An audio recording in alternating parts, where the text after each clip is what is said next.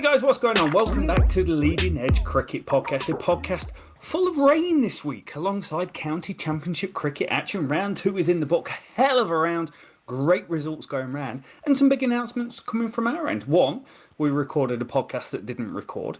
2, in that podcast, we announced that leadingedgecricket.com is now live and is the home of what is believed to be the first ever statistical database of every player batting and bowling 1890 to 2023 of the County Championship. Links will be in the description. Over 4,500 of you have already visited the website.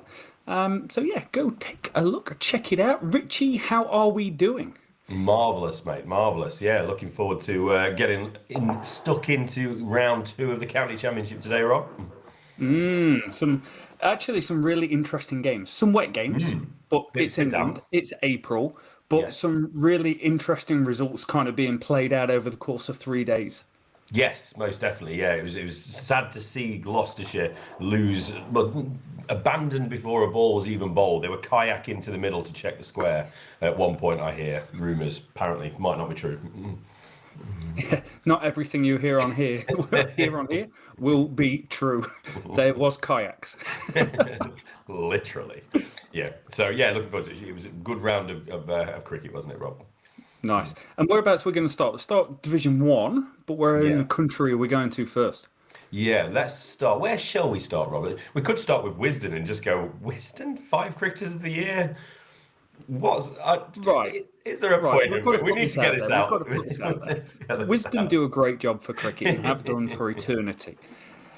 But the Wisden 5 cricketers of the years, we believe, is a little bit silly.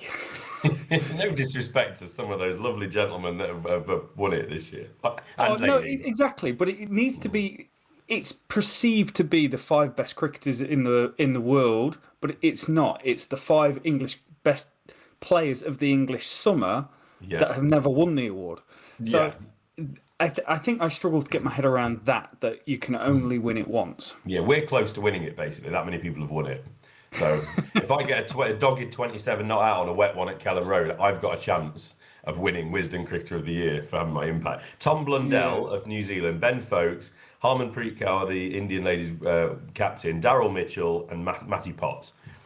Not saying that Wisden 5 Cricketers of the Year needs a bit of a revamp, but I know. But it's just hard to look at it and go, who were the 5 best players of last summer when it doesn't include Johnny Bairstow, who had the most incredible summer that we might have seen.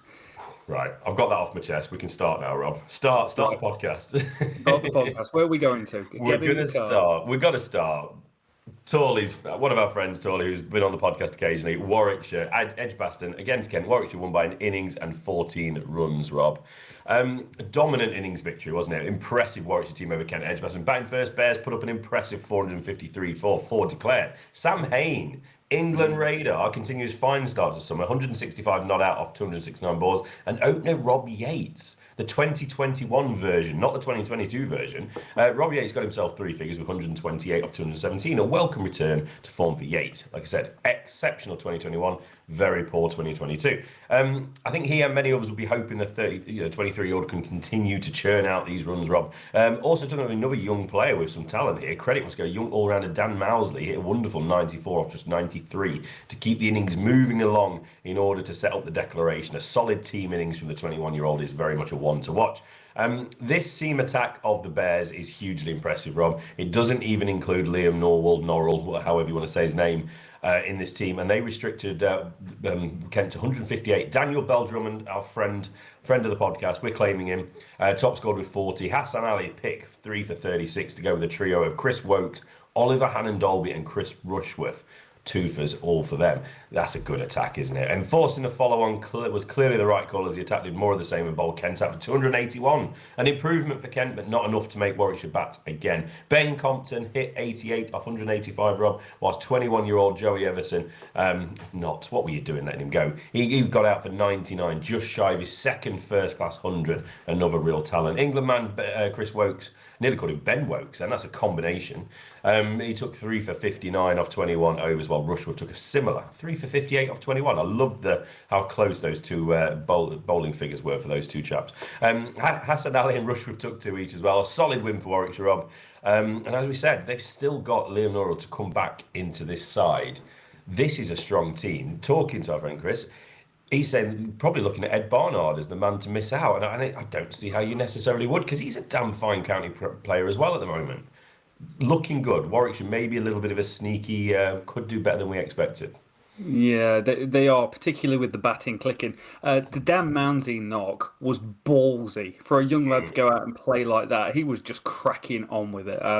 Really impressive. Came across like a really good guy in the interview with him and Sam Hain on I think it was on the Warwickshire YouTube channel. I watched that.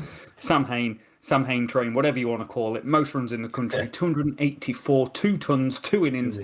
That is how you do it. Average 50 back in 2019. Fell off a cliff, didn't score any runs for a couple of years, average below 25.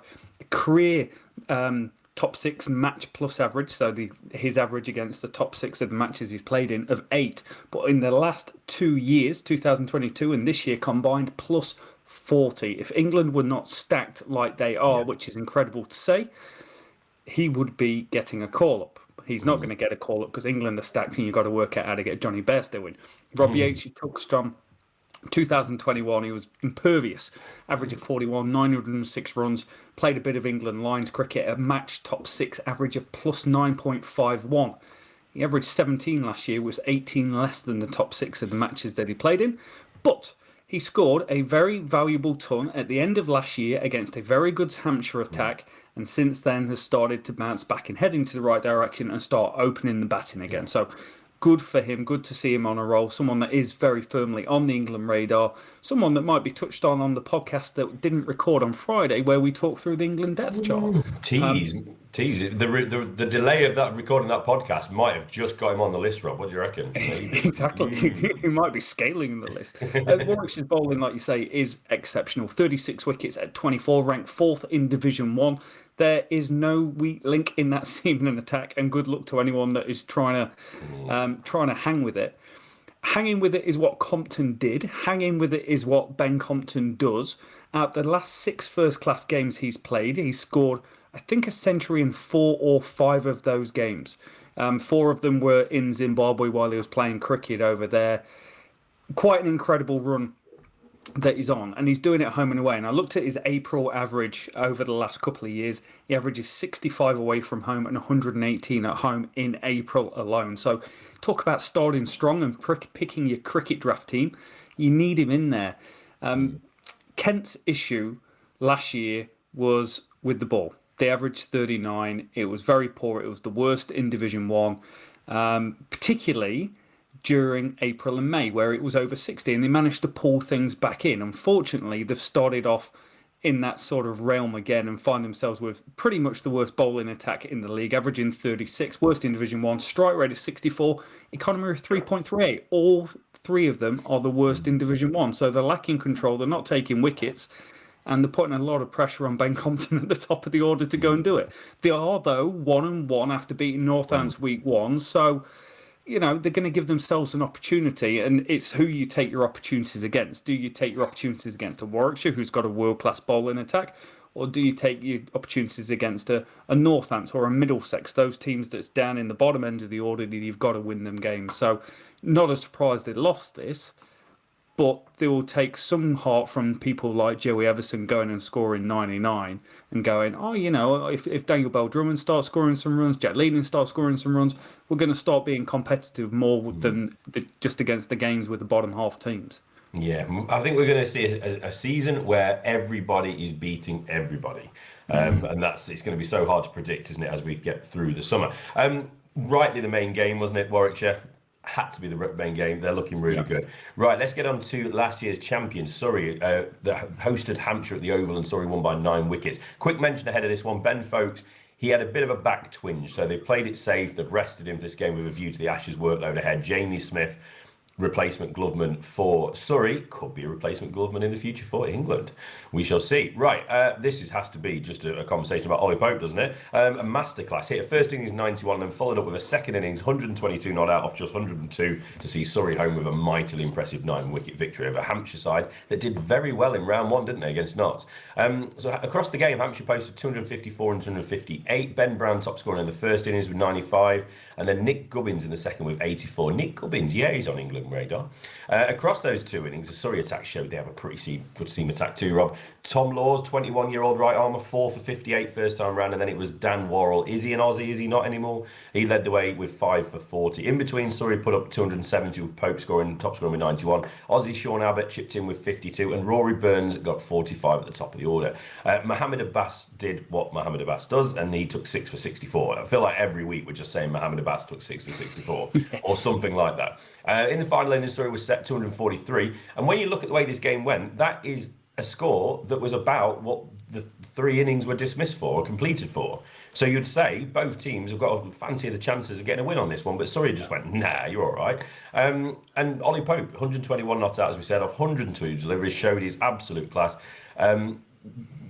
Pretty good support from the top of the order from Rory Burns, but then Dom Sibley battered through the innings, finishing on 79 not out to anchor one end whilst Pope was going banzai at the other. 144 balls for Sibley to give great support as he saw them home in just 55.2 overs. An excellent win for Surrey. An excellent win. And I really won. Hassan Ali, how didn't I touch on his celebration when he got the final wicket in the last game? Absolutely brilliant. But did anyone else see Dom Sibley play a reverse sweep to a left arm, didn't over the wicket? Didn't see it, so therefore it didn't happen. Absolutely, it never happened. He actually batted quite well. He fought really hard, but was actually able to accelerate through the gears quite a bit. I was quite impressed. But this is an Ollie Pope appreciation podcast to go with the. Just quickly, is that a 3-speed bike like back in the day when we were talking about going through the gears? Was it like one of them old men 3-speed bikes when we're talking about Tom Sibley? we used to call him a bike. He's never got 15 gears. No. Sorry. It is the Ollie Pope appreciation podcast. Just like if you follow us on Twitter at Leading Edge Pod, congratulations on going past 3,100 followers. There was an Ollie Pope appreciation tweet on there, which is been seen by 50,000 people, and it basically says that Ollie Pope is the greatest English batsman that's ever played in the county championship since the county championship began in 1890. And I'm going to break that down for you and say this innings was exceptional. It was his fastest score of 100 in terms of strike rate. His strike rate was, 120 in this. It was also his first 4th innings century in the county championship cricket, which means he now averages at least over 50 in all 4 innings of a game. Since the championship began, before this season, there were 7,270 batsmen or batters that has ever played in county championship cricket. He is one of over about 1,300 that scored 3,500 runs, and in that time he has got the second highest average of all time, shifting past 70 for the second time in his career. He averages 70 in the county championship, only behind Mr. Cricket Mike Hussey, who is number 1 on that list. Wow. He's been high class. This innings was incredible. The reverse sweeps, the hook over the keeper. It was a short ball. He hooked it, but he actually purposefully played it back over the wicketkeeper. I don't think I've seen someone do that before. He was doing it against a world-class attack. He was tracking Kyle Abbott, who's one of the best bowlers in the championship year in, year out, and playing beautifully controlled straight drives. It was class personified from the best number 3 in the country. But also poor Hampshire. When he plays against Hampshire, he is a different gravy of Ollie Pope.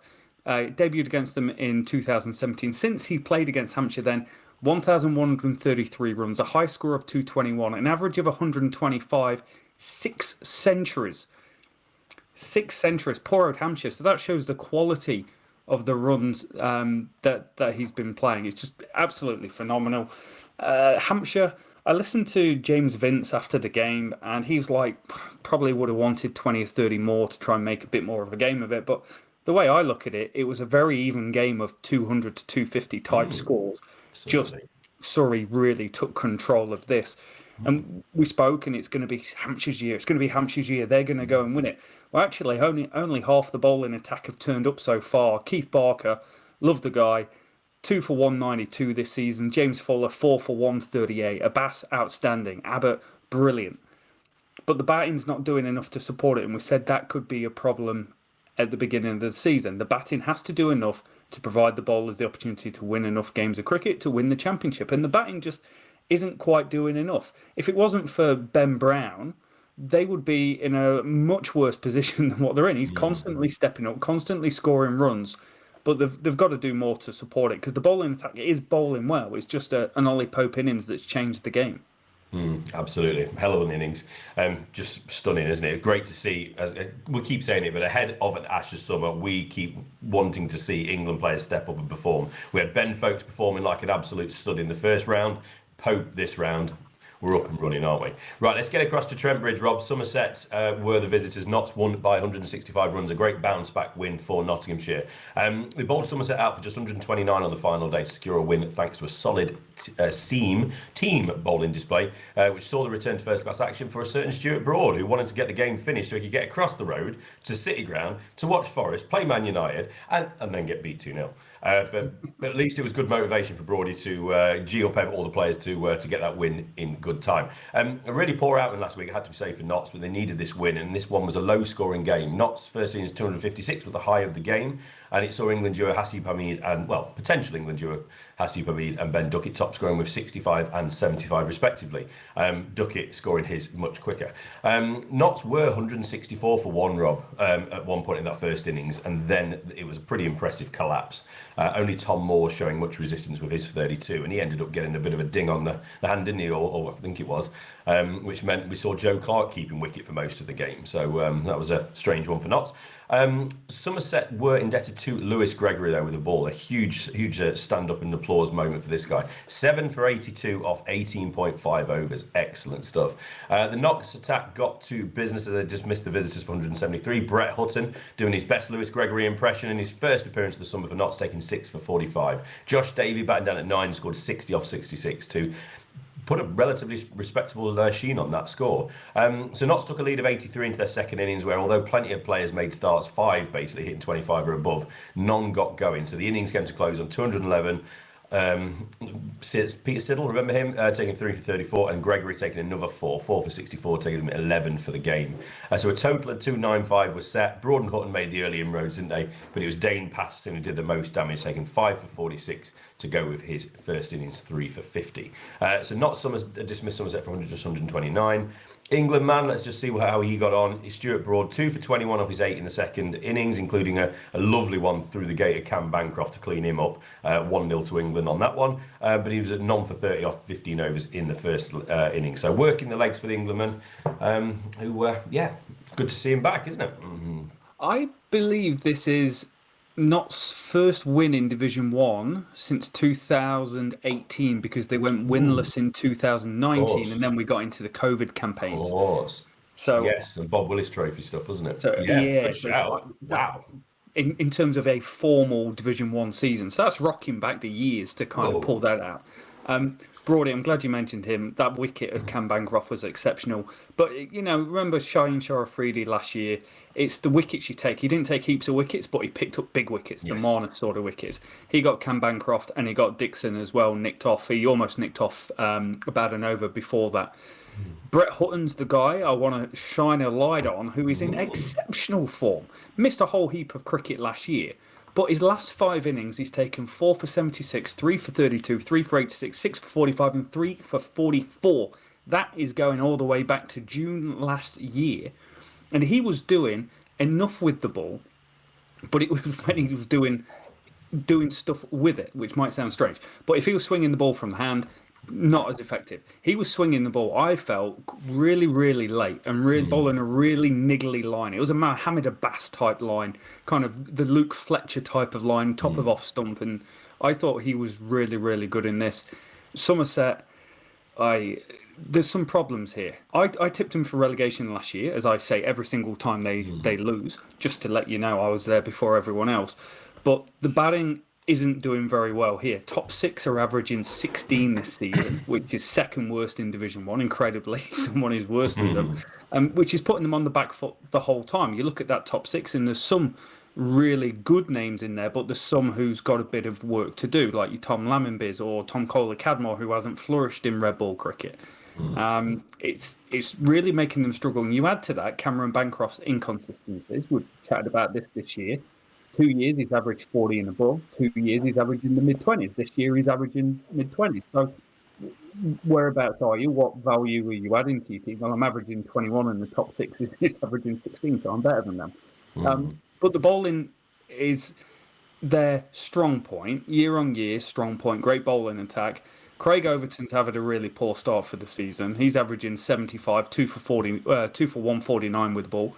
Josh Davey, who's reasonably highly rated as well, 2 for 178.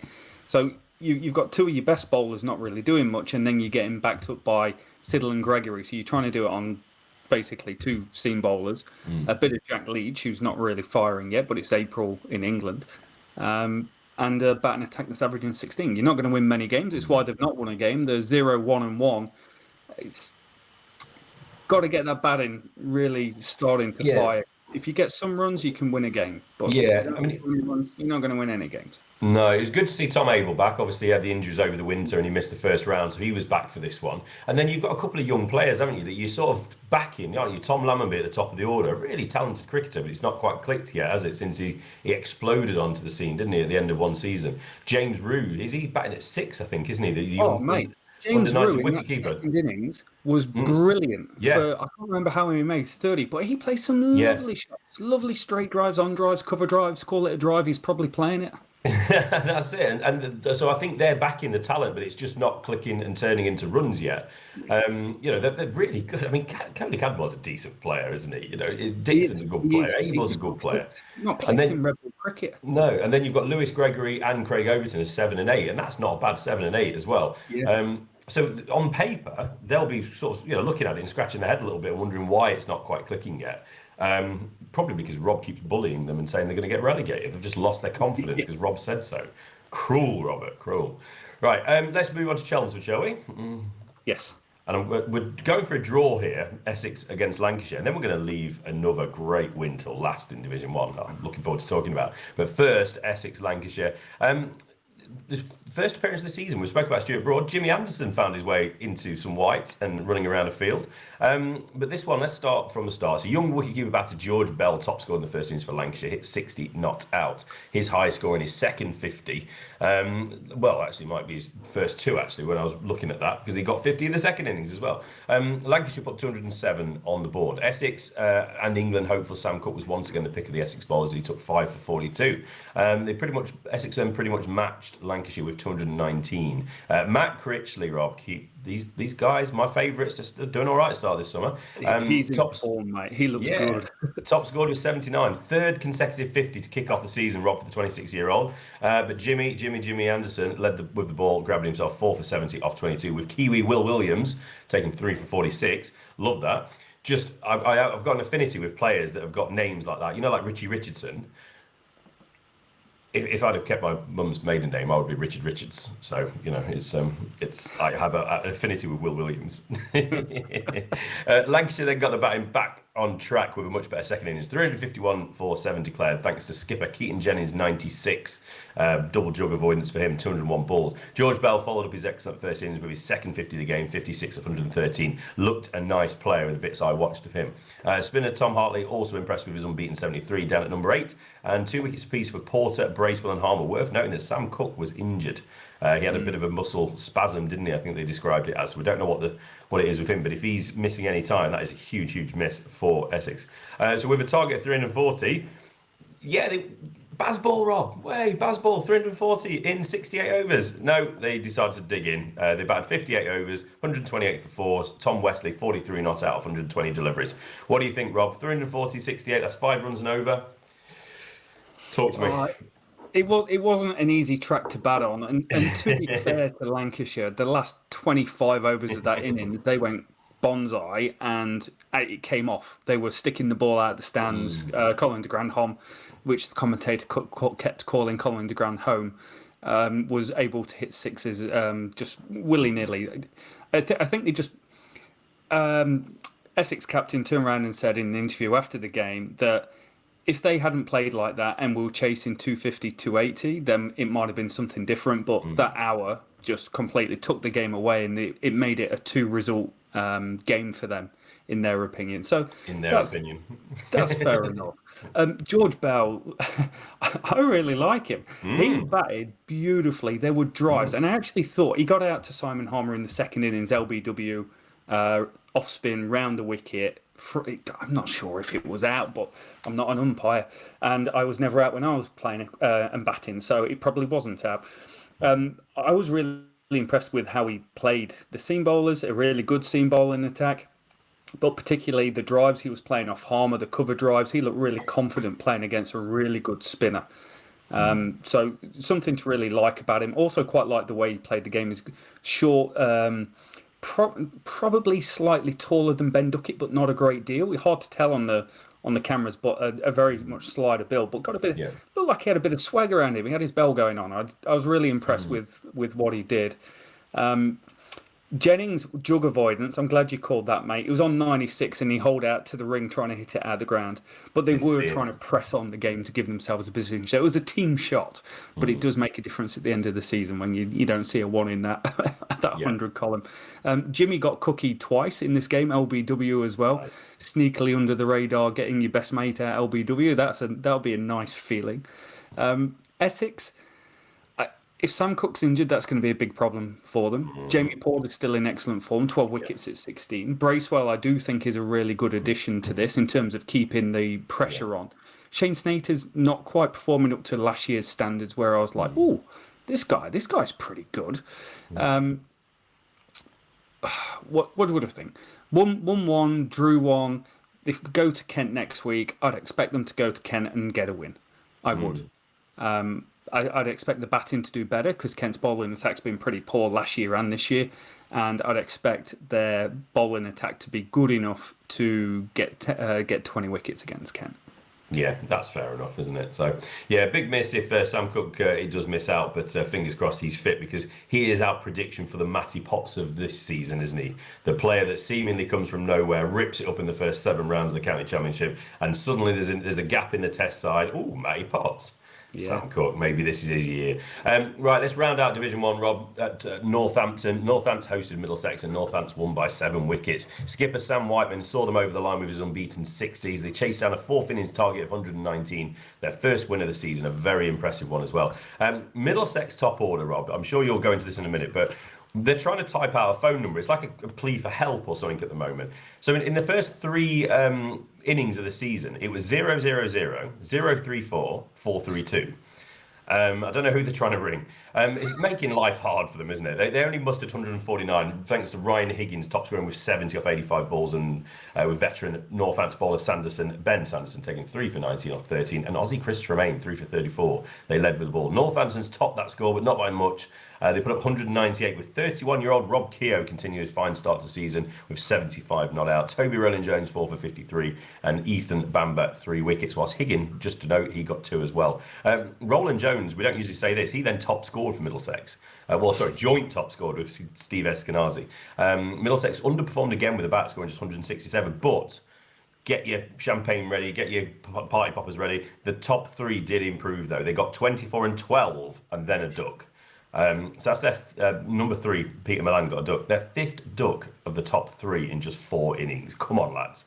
Aussie Chris Tremaine continued his great start to county cricket with another 3-wicket haul, 6 for the game to go with 7 on his debut. So to the 4th innings even, Rob. Great to see Northampton get this over the line with the Aussie Whiteman being a man to see them home after the top 3 of Vasconcelos, Azad and Chris Tremaine coming in at 3 all went relatively cheaply. A really impressive win for Northampton, well deserved. Middlesex in a bit of bother with that top 3. I've got to say, great win for Northants, tipped by many to go down. Rob Keogh tweets about England Watch every single week, yes. But he's in great form. Yes. Yeah. I'm not saying we won't put him on the list, but I just need an argument as to how he will get into the England setup. That's all. But then saying that, they're looking at me going, Nick Gubbins and Matt Critchley. It's like, damn you, put Rob Keogh on the list. He's a career 42 county championship average spinner. He's not going to be getting in there, but he did average 30 last year. Middlesex top 6. I've been chomping at the bit to talk about this. 5 wickets down. First innings, first game of the season, 36. Second innings, 80. First innings this week, 20. Second innings this week, 76. That is not a good place to find yourself week in, week out. It's like Stoneman England and Robson a little opening the while batting, ago. both average less than 7. Milan's averaging 1.5 from 4 innings. Holden is averaging 11. Eskenazi 18.5. The top 6 is averaging 12.5 across 4 innings. And the league top 6 average for Division 1 is 29.5. That's not good. If you add Division 2 to it, the league top 6 average is 35, so they're 23 runs shy of where they need to be. They are being held together by sticky tape and glue to being slightly competitive, won by a good bowling attack, 33 wickets at 23, led by Toby Rowland Jones, or TRJ as I wrote him down in my notes. But also, Ryan Higgins, every week, plays an excellent knock. That kind of holds the fort together. He is such a good cricketer, such a good signing for this club, alongside John Simpson, who's averaging 32. But Higgins is on fire, 181 runs at 45. He added about 35 or 40 batting with number 11 in the first innings or second innings. Had a bit of a slog, got on with it. But they find themselves in a bit of a mess. And next up, they've got Notts, who have just kind of taken the step up to the division and look a little bit more set than where Middlesex are at. Yeah, but when we're talking about the openers, we're talking about Sam Robson and Mark Stoneman, massively experienced ex-England players, 1,000-run consistent batters. It's a really bizarre start for them. But yeah, whoever they're dialing, calling for help, let's hope someone picks up and answers soon, Rob. Yeah. Northants, mate. Next up, Hampshire. Hampshire. That's going to be an interesting one. If they get a bit of a green one and can get stuck into Hampshire's batting lineup on day one, you just never know what they're going to be able to do. It's a long shot, but long shots are there to be shot at. Sometimes you don't get them. And my point here is Sam Whiteman, first meaningful knock, looked really nice, really tidy off his legs. Rob Keogh, where would they be without Rob Keogh? They'd have lost 2 games this season. Yeah, absolutely. Really good win for Northants. Credit to them. Right, so after 2 rounds, Rob, Warwickshire at top of the table, 35 points. 3 points ahead of second place, Surrey, the defending champs. Essex, Hampshire, Notts round out the top 5, and Northants sit 6th after their win. Wrong end of the table, Middlesex rock bottom with Somerset 9th and Lancashire 8th. They are the 3 winless teams after 2 weeks, Rob. So Division 2, there was only a couple of games because we lost 1 to rain, didn't we? So let's get into this. So we're going to start at a really good one. It finished late, this one, but Durham against Worcestershire up in Chester Street. Durham won by 121 runs, and we've got a bit of an Aussie watch going on here, Rob, as it was Aussie spinner Matt Kuhneman who took second innings 5-wicket haul, including the all-important final wicket. When everyone was round the bat, it was like England the other year, wasn't it? I forget which game it was now, but when you had basically everyone circled round the bat and they jumped up together to celebrate. Brilliant to claim the win. Really late in the day, like I said, it was an exciting one if you're a Durham fan. Kuhneman, he was seen as a replacement to Durham, wasn't he, for fellow Aussie spinner Todd Murphy, who had to pull out the deal late due to injury, but I'm pretty sure the Durham faithful won't mind one bit after this performance. So how did we get there, Rob? Well, Durham started the game with a very good 425 for 9 declared. That showed what a potentially solid batting card they have. David Bedingham top scored with 118 off 148, Alex Lees 70 off 129, and Ben Raines 71. As well as scores in the 40s with Graham Clark and Paul Coughlin all the way, so really batting through that order. 22-year-old quick bowling pair Ben Gibbon and Adam Finch took 4 for 92 and 3 for 84 respectively. Worcestershire put up 366 for 5 in reply before their own declaration. Again, trying to move the game along, and this innings was all about rising star Jack Haynes, a career best score of 134 not out off 255 deliveries. Excellent from him. Plenty of other starts contributions. Ed Pollock 41, skipper Brett D'Oliveira 46, and Gareth Roderick 44. England hopeful Matty Potts led the attack, 3 for 110 off his 27. England hopeful and one of the 5 Wisden cricketers of the year, Matty Potts, led the attack with 3 for 110. So a runner ball second innings for Durham, finishing 254 for 4 in just 42 overs, top batting by them. Set up the final innings chase at 314, and Durham had skipper Scott Balfour to thank for his wonderfully fluent 108 not out to get that target set. Again, supported really well by the definitely not English, definitely South African now, David Bedingham, who got 86 of just 87 balls to go with his first innings 100. So Kuhneman will rightly get the headlines and well deserved, but this Durham attack all bowled well, didn't they? Potts took another 3 for in the second innings, Coughlin another 2. Kuhneman 5 for 53 off 23.4 overs. That is excellent for a spinner in April. Worcestershire were restricted to just 192. Jack Haynes, though, did top score again with 42. Excellent. Again, I keep saying excellent win, but this was a cracking win for Durham. And Matt Kuhneman ahead of the Ashes, Rob. 5 for in the 4th innings in April. Concerning. Kuhneman, leading wicket taker in Division 2 with 12 wickets at 21. Left arm spin, dangerous. Not sure about that. Yeah, something to watch out for. And massive scenes as well when he got that final wicket as well. Awesome. Just pushed it through a bit quicker. Yeah, awesome. Really awesome for them. And David Bedingham as well, coming back to some runs. It's almost to a year the last time he scored a century, which for someone that's been so dominant for such a long period of time, it's quite a long way. And he almost did it twice in this game. His 86 at a strike rate of 98 was the fastest 50 score that he's had as well. So Scott Borthwick, rolling back the years, first time in 2 years to the week that he scored it. Quite incredible. He scored 7 scores of 50 plus last year with no centuries. That's a lot of scores of 50 plus, and you've got to go back to 2015 for the last time he scored more than 50 7 times in a season. So it's not the fact that he's not scoring runs, not getting in. It's the fact it's what you do when you're in. It's always about what you do when you're in. That's why people average 60 and people average 40. Also, 2013 to 2016, he had 4 successive 1,000-run years. That's how good he was, and scored 10 of his 15 centuries during that period. So huge for them. Trying to get back into Division 1, got to score runs. They've got the bowling attack to do it. They lost Dixon last year. Borthwick stepping up, Bedingham step up, who both had relatively quiet 2022s for them.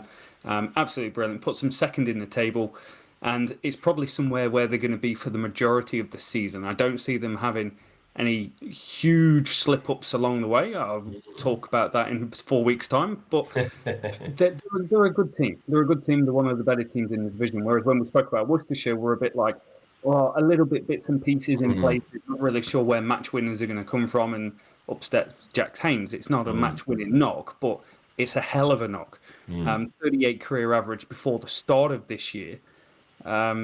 Superb. Highest score he's ever scored.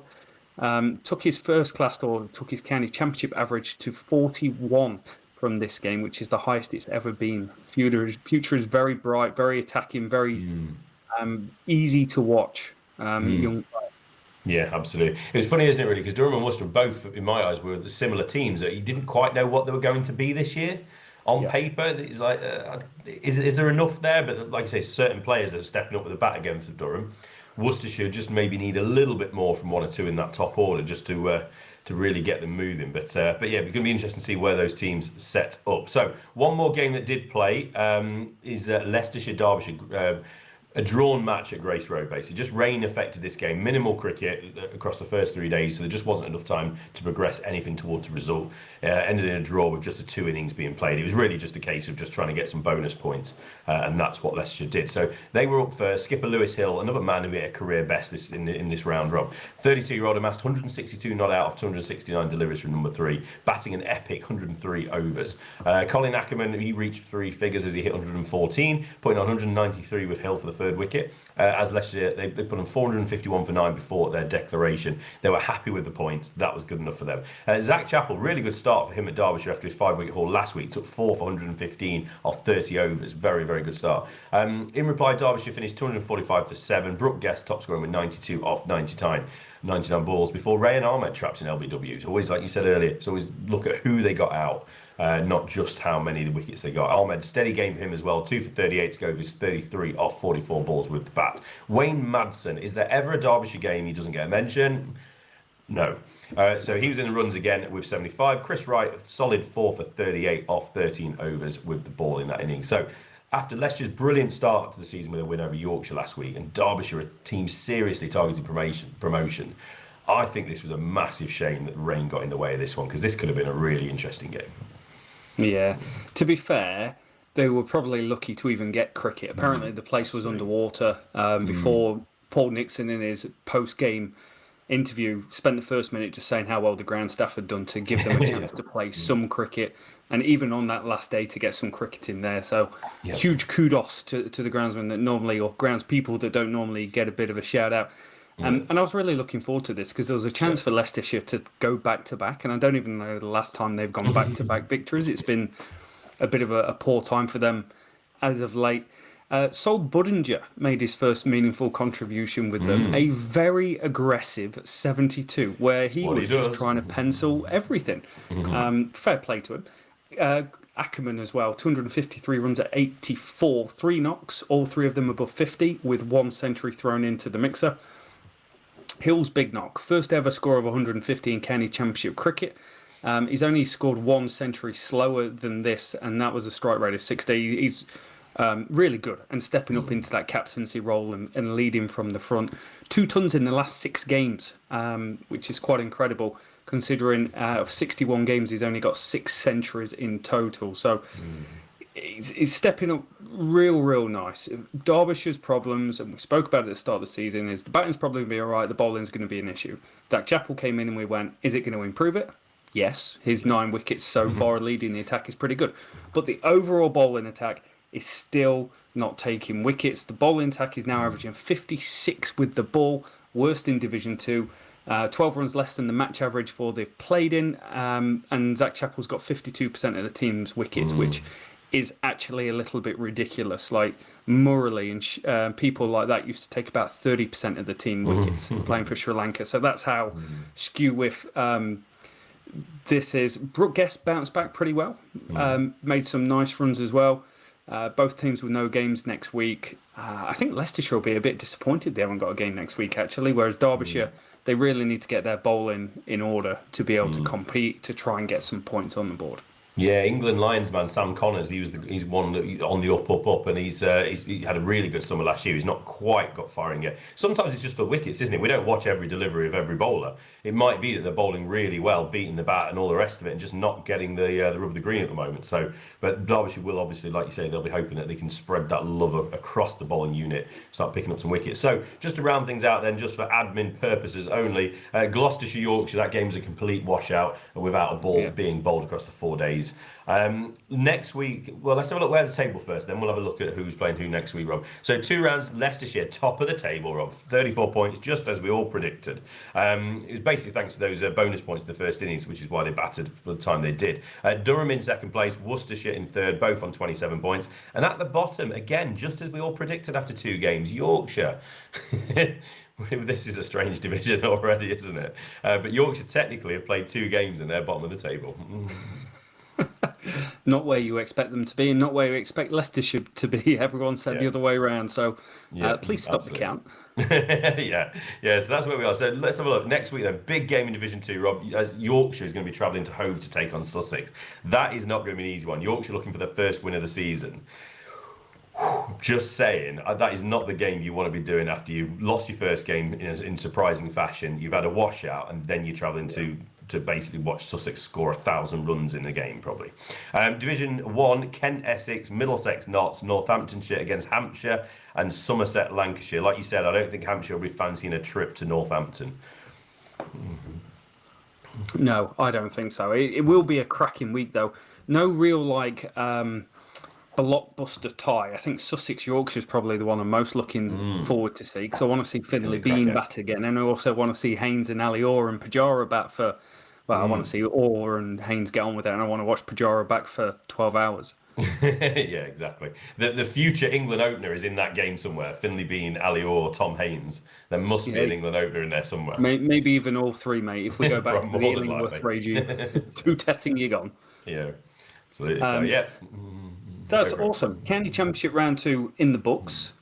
Cracking week, really wet week, but really cracking week. Like we said, you can follow us on Leading Edge Pod. We're always tweeting fun stuff. You can check out the website, free resource for everyone to be able to use, being used by commentators, fans, analysts, and ourselves, which is cool. And great to see you. Great to chat. Great to chat, Rich. Great to chat county cricket. Yeah, definitely. We're going to be back next week. We definitely are. We've got to round this up again, haven't we? Next round. But I just want to quickly say, just any club cricketers, it's about that time of year, Rob, where club cricketers will be dusting off the kit, pre-season games, maybe even league games starting. So just hopefully mice haven't wintered in your kit bag. You don't need any new kit at the last minute. No more nails in the bottom of your boots or anything to repair. Go well. Good luck. Hope it doesn't rain. Start of the season's coming, Rob. Club cricket. Great way to finish. Till next time.